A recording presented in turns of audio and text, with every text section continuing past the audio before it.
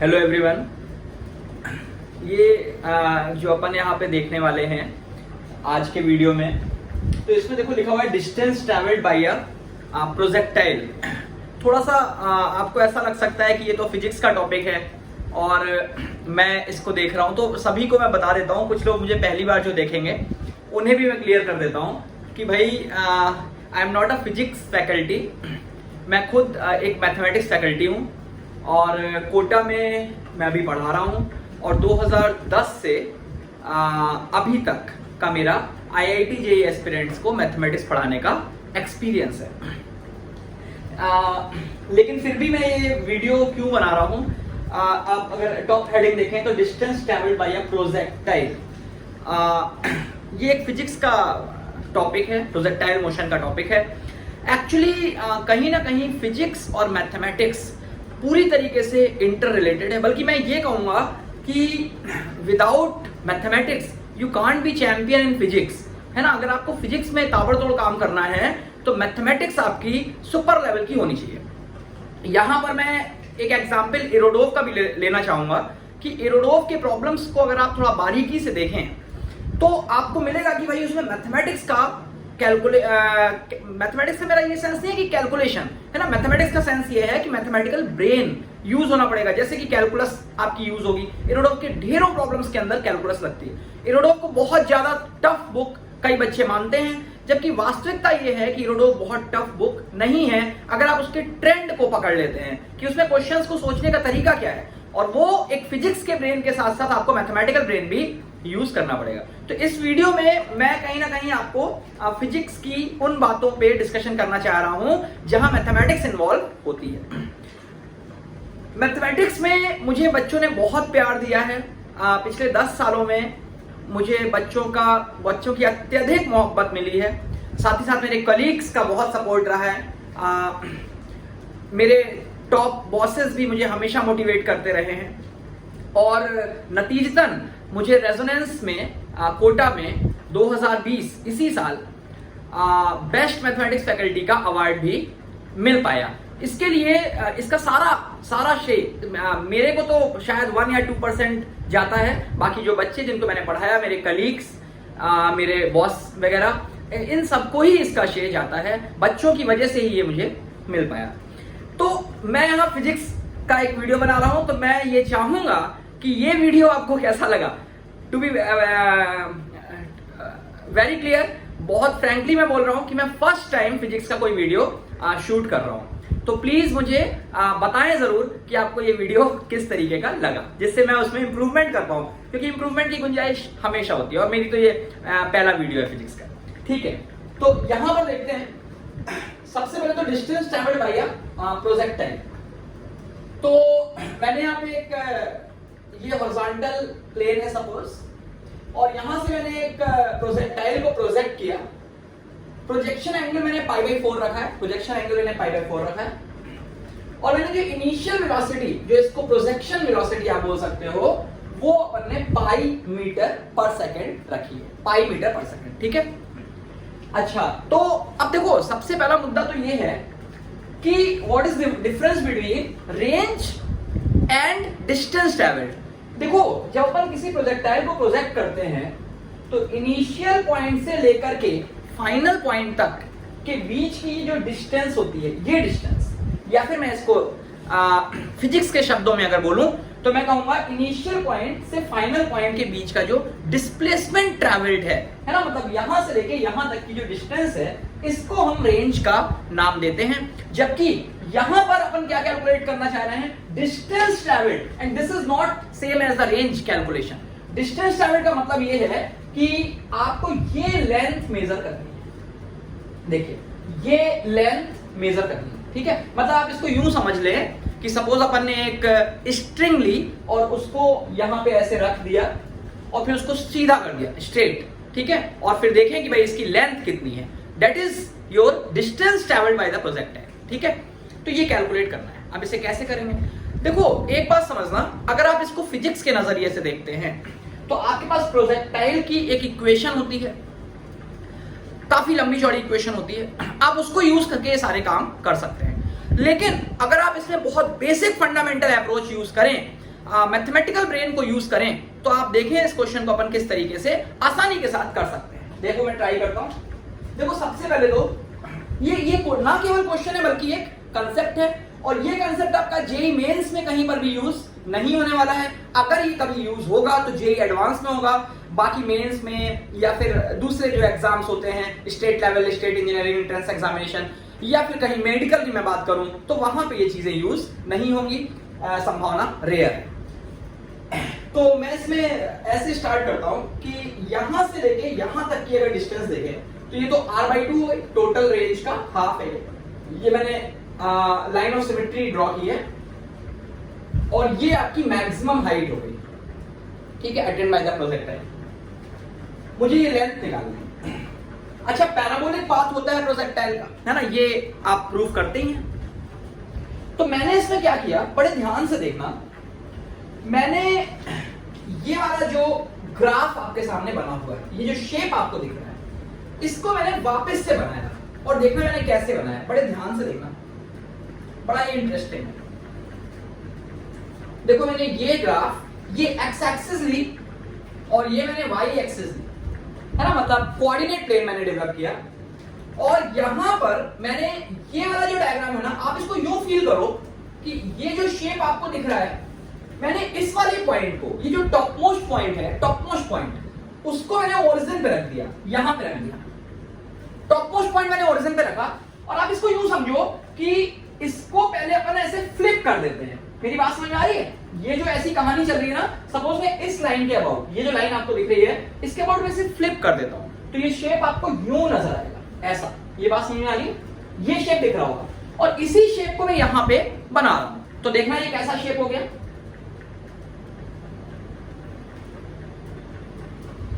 ये देखिए, ठीक है। बहुत अच्छी ड्राइंग मेरी नहीं है, तो मैंने एक अंदाज बनाया है कि भाई ऐसा ग्राफ है, तो इसको मैंने यूं देखा, ठीक है, इसके अबाउट मिरर इमेज ली, और ये जो नीचे वाला पोर्शन था उसको मैंने आपको यहां बना के दिखाया है, ठीक है।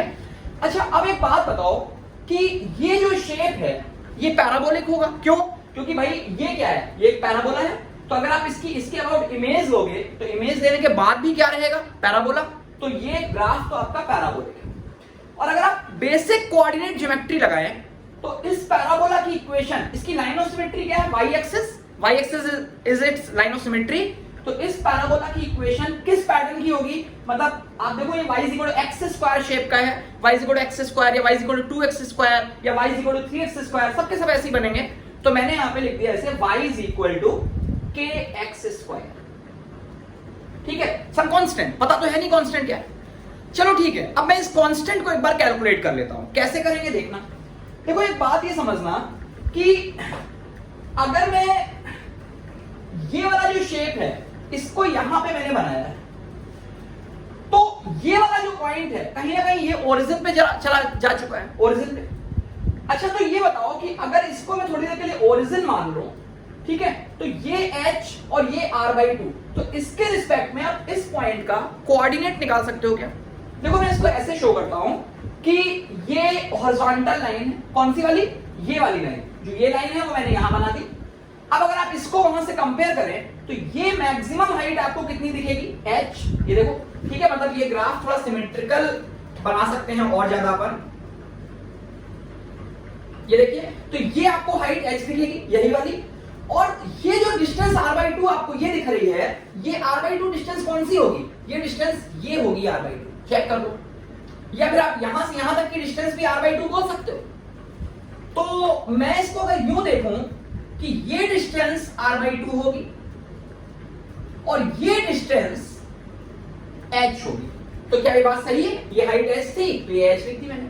तो अगर मैं इस वाले पॉइंट का कोऑर्डिनेट देखूं, कोऑर्डिनेट, तो इसका कोऑर्डिनेट कितना आएगा, x कोऑर्डिनेट r/2 होगा और y कोऑर्डिनेट h होगा। मतलब इसका कोऑर्डिनेट मैं लिख सकता हूं r/2, h।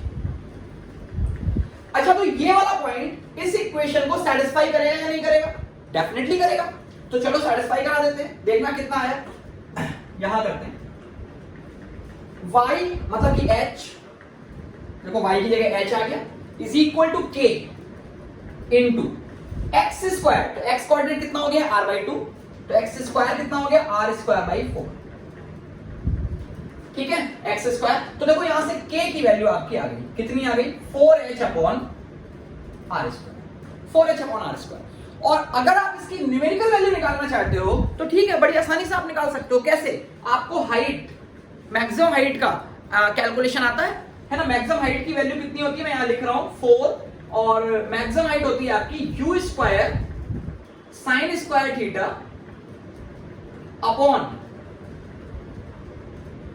2g।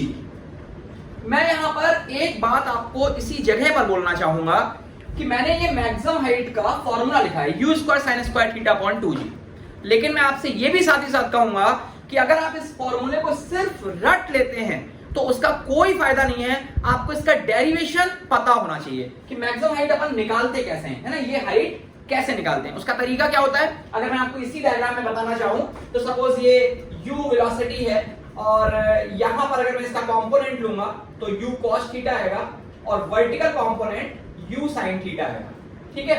फिर जो मैक्सिमम हाइट गेन होगी वो due to this particular velocity u sin theta, तो मैंने यहाँ पे v square is equal to u square minus 2gh, है ना, ऊपर की तरफ अपन ने थ्रो किया है पार्टिकल को, तो फाइनल वेलोसिटी विल बिकम 0।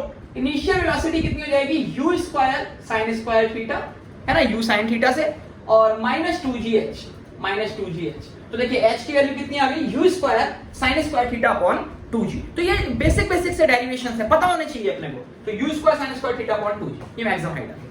अच्छा, divided by capital R. Capital R क्या है, रेंज है। रेंज कितनी होती है, रेंज होती है u square sine 2 theta upon g, और इसका स्क्वायर, क्योंकि r स्क्वायर। मैं एक बार फिर बोलूंगा कि रेंज कैसे आई, आपको कैलकुलेशन पता होना चाहिए। इसके लिए हम क्या करेंगे भाई, हम u sin थीटा से आप देख सकते हो कि इसका फ्लाइट टाइम क्या होगा, है ना, फ्लाइट टाइम क्या होगा। फ्लाइट टाइम के लिए अपन क्या करेंगे, v is equal to u minus gt, या फिर t कितना आ गया, u sin theta upon g, है ना। ये मैक्सिमम हाइट तक पहुंचने में टाइम लगा। तो अगर मैं टोटल फ्लाइट टाइम की बात करूं तो इसका ट्वाइस हो जाएगा, तो इनटू 2, ये आपका टोटल टाइम हो गया 2u sin theta upon g। अब ये फ्लाइट टाइम है, और अगर ये इधर ट्रैवल कर रहा है तो इस तरफ इसकी वेलोसिटी कितनी है, u cos थीटा। तो अगर आप टोटल डिस्टेंस ट्रैवल निकालेंगे तो u cos theta multiplied by time, flight time, तो u cos theta multiplied by this. तो अगर आप ध्यानपूर्वक देखें तो अगर आप इसके u cos थीटा से मल्टीप्लाई करेंगे तो देखो कितना आ जाएगा, u तो u स्क्वायर हो गया, और 2 sin theta cos theta sin 2 theta divided by g, ठीक है। ये बड़े छोटे छोटे से पॉइंट्स हैं, आपको पता होना चाहिए। बच्चे चीजों को रट लेते हैं, और रटने का मतलब होता है कि कहीं ना कहीं एग्जामिनेशन टाइम पे आपको वो रटी हुई चीज याद नहीं आएगी, लेकिन अगर आप कंसेप्चुअली किसी चीज को क्लियर करते हैं तो वो आप जिंदगी के अंतिम समय तक आपको वो चीजें याद रहेंगी। तो ये मैंने r की वैल्यू डाली। अच्छा, अब इसको थोड़ा कैलकुलेट कर लेते हैं। देखो मैंने यहाँ पे प्रोजेक्टेड वेलोसिटी आपको दे रखी है, कितनी, पाई, और मैंने यहाँ पे कैलकुलेशन को आसान बनाए रखने के लिए पाई स्क्वायर को g लिया है। फिजिक्स के अंदर वैसे भी अपन कई बार पाई स्क्वायर को g ले लेते हैं। तो उससे क्या होगा, देखो ये जो u स्क्वायर है, ये u स्क्वायर इस g से कट जाएगा, क्योंकि इनिशियल वेलोसिटी कितनी है, पाई, तो पाई स्क्वायर और g कैंसिल आउट हो गया। ये u स्क्वायर भी इस g से कट जाएगा, ठीक है। तो अगर, और थीटा कितना है वो भी देख लो भैया, प्रोजेक्शन एंगल आपको कितना दे रखा है, पाई बाई 4। तो अगर पाई बाई 4 आप यहां रखते हो तो साइन 90 हो जाएगा, मतलब ये 1 हो गया। तो देखा जाए तो आपका जो डिनोमिनेटर है वो तो पूरा का पूरा 1 हो गया, खत्म हो गया।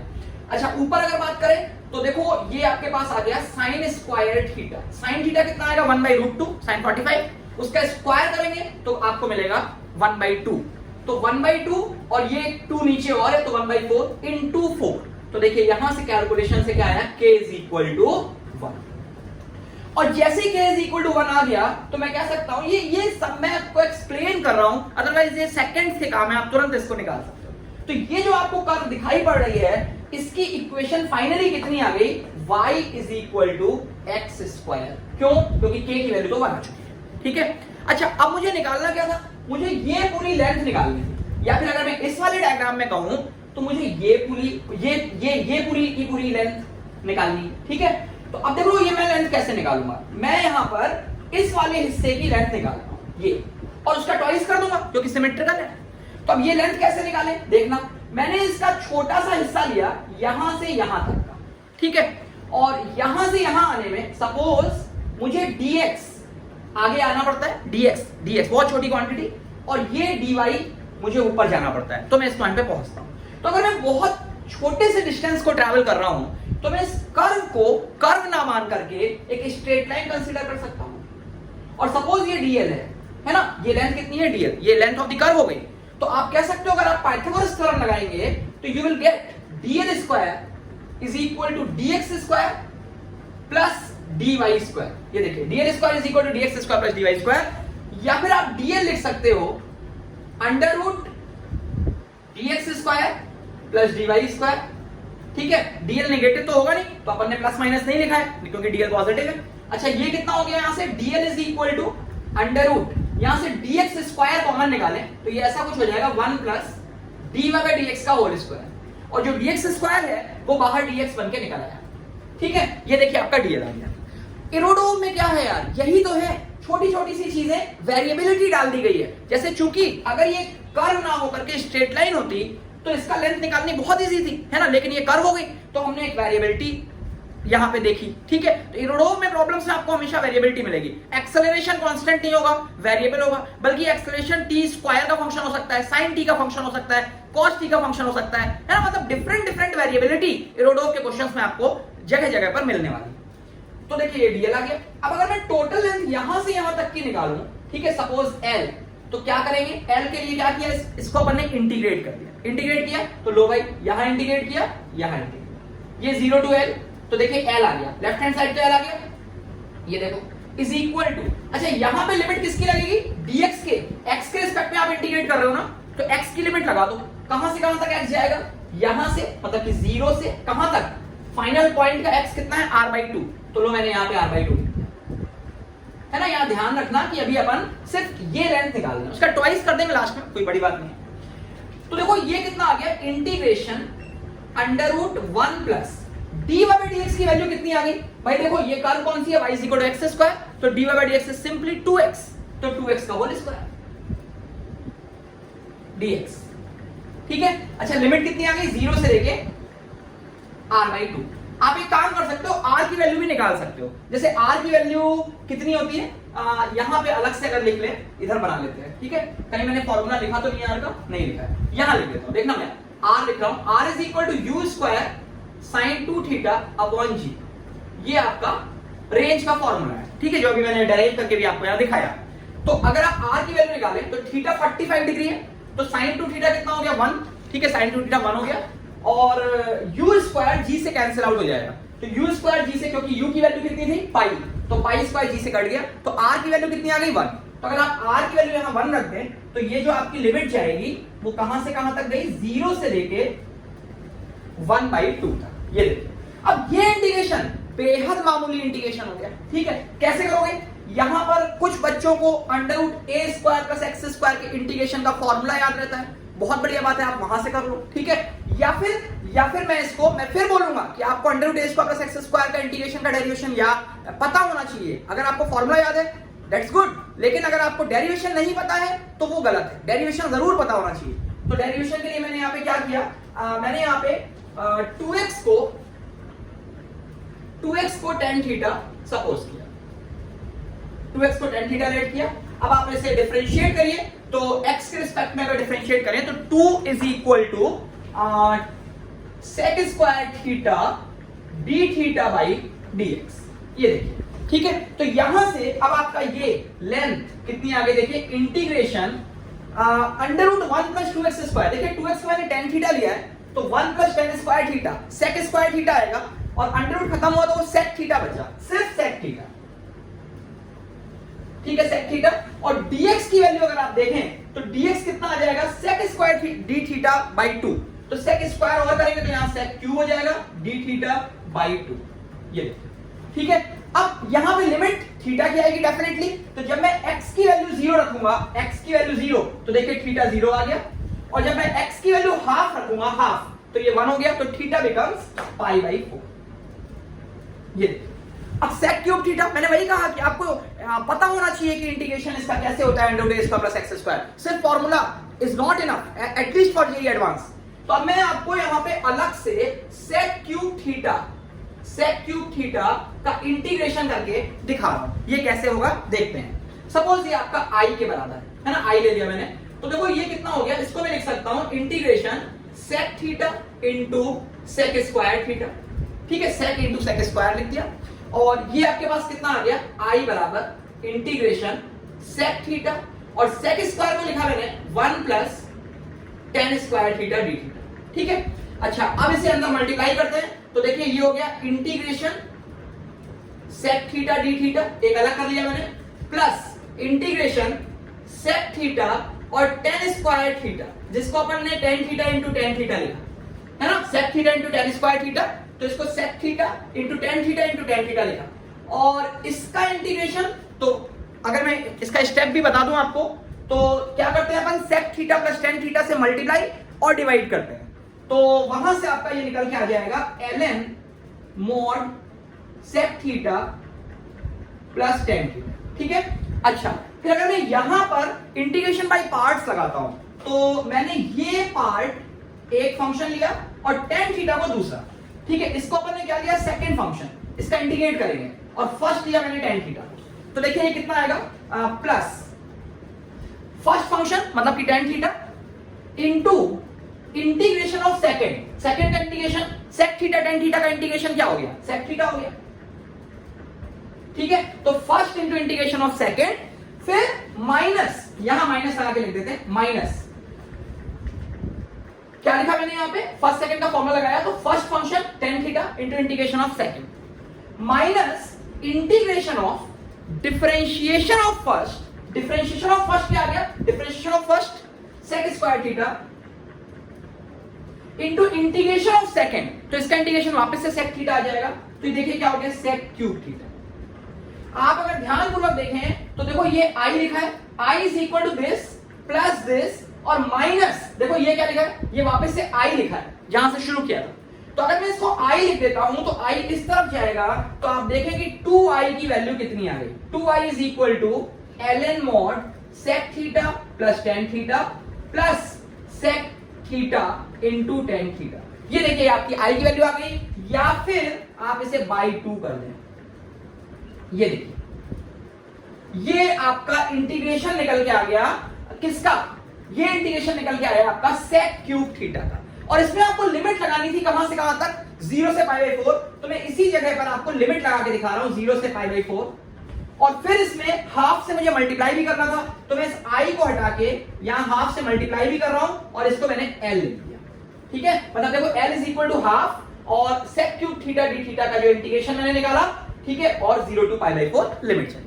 अब आप इसमें अपर लिमिट लगाएंगे π/4, तो देखिए यहां से l क्या आ गया, l इज इक्वल टू 1/2 है ना, l इज इक्वल टू 1/2, और π/4 जब रखते हैं तो देखिए ये कितना आया, अच्छा इस 2 को भी आप बाहर निकाल के इसको 1/2 की जगह 1/4 लिख सकते हो, और ये आ गया ln sec थीटा मतलब कि √2 और tan थीटा मतलब कि 1, तो ये कितना हो गया, √2 प्लस 1, और प्लस अगर यहां पे वैल्यू डालेंगे आप π/4, तो sec π/4 की वैल्यू वापस से √2 आएगी, तो प्लस √2, ये देखिए यहां तक क्लियर है। और माइनस जब आप करोगे, माइनस तो जब लोअर लिमिट 0 डालोगे तो देखो sec 0 1 हो जाएगा, तो ln 1 0 और ये भी 0, तो अल्टीमेटली आपके पास सिर्फ यही रिजल्ट रहेगा। ये देखिए ये आपका l आ गया, और ये लेंथ किस हिस्से की है, इस हिस्से की। तो अगर आप इस टोटल लेंथ की बात करें, टोटल लेंथ, तो टोटल लेंथ इसका क्या हो गया, ट्वाइस हो गया। तो आपका नेट आंसर इस क्वेश्चन का कि total length, total distance travelled by the projectile, वो इसका ट्वाइस होगा, मतलब 1/2 times ln √2 plus 1 plus √2। Look at the beauty कि ये पूरा का पूरा क्वेश्चन आपका ना केवल फिजिक्स का है, ना केवल मैथमेटिक्स का है, बल्कि दोनों का कॉम्बो है। अगर आपको फिजिक्स में कम आइडिया है कि आप ये सारी कैलकुलेशन नहीं कर सकते, मैक्सिमम हाइट की, रेंज की, तो डेफिनेटली आपसे ये क्वेश्चन सॉल्व नहीं होगा, और अगर आपको मैथमेटिक्स का कम आइडिया है तो डेफिनेटली ये क्वेश्चन सॉल्व नहीं हो पाएगा। तो यहां पर मैं इस पर्टिकुलर आर्टिकल के अंदर, इस पर्टिकुलर वीडियो के अंदर आपको यह समझाना चाह रहा हूं कि अगर आपको अपनी फिजिक्स को ताबड़तोड़ बनाना है तो उसके लिए मैथमेटिक्स का अच्छा होना बहुत आवश्यक है। स्पेशली अगर मैं कैलकुलस और कोऑर्डिनेट की बात करूं तो ये आपकी बहुत जगह यूज में आने वाली है फिजिक्स के अंदर। ठीक है, आगे आप इसका मुझे जरूर बताएं कि आपको ये चीज जो मैंने समझाई है ना, वो समझ में आ पाई या नहीं आ पाई। ठीक है, अगर समझ में आ पाई तो बहुत ही बढ़िया, मैं आपको कुछ और वीडियोस भी इसमें दूंगा इवन मैं आपको इरोडोव के प्रॉब्लम्स को सॉल्व करके दिखाने की कोशिश करूंगा, मैं ये कमिट नहीं कर रहा, बट अगर मुझे ऐसा लगता है तो मैं इरोडोव की कुछ प्रॉब्लम्स आपको मैकेनिक्स के करा के दिखाऊंगा आपको कि किस तरीके से चीजें इरोडोव की इजी हैं, जिसे अननेसेसरली हम टफ मानते हैं। एक्चुअली वो उतना टफ नहीं है अगर हमें कुछ बेसिक आइडिया मैथमेटिक्स का, इनफैक्ट मैथमेटिक्स का नहीं बल्कि मैथमेटिक्स को फिजिक्स में मर्ज करने का आ जाए। तो इसी के साथ ही अपन वीडियो समाप्त करते हैं। Okay, good bye.